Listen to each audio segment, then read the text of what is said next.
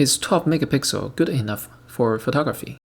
Modern full-frame camera sensors seem to have hit a sweet spot of 20 to 24 megapixels. Anything below that number would make potential buyer think twice in an age where plenty of megapixels are available. 30, 36, 42, 50, even 100. No doubt it will only grow higher and higher. Where does the chase of higher resolution end?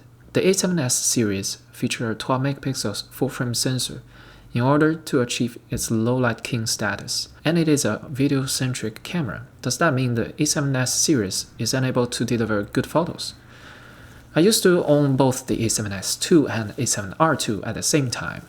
Whenever I needed to shoot photo, I would automatically grab the A7R II, for the 42 megapixel sensor offers over 3 times resolution than the A7S II.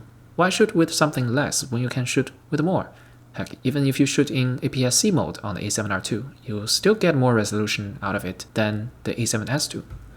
There was only a small issue. It was that the file size was too large for my liking. It would lag ever so slightly during editing, and it's frustrating when you want to simply click and enlarge an image, but it's still loading.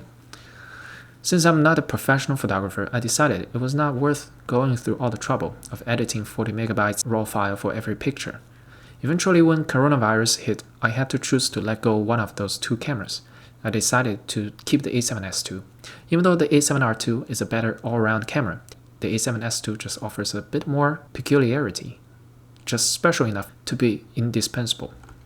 Most pictures I shoot are for family, friends, and myself. More often than not, people view my photos on their smartphones, which means more megapixel adds almost nothing.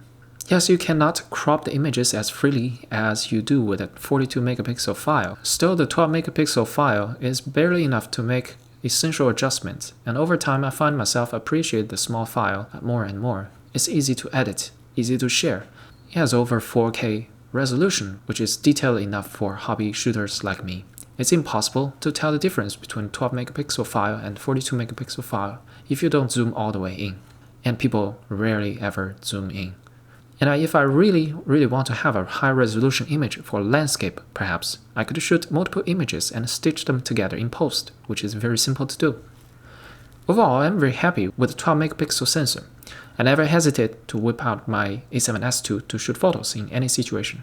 Of course, a higher resolution is objectively better, but the difference is not huge enough for me to feel anything missing.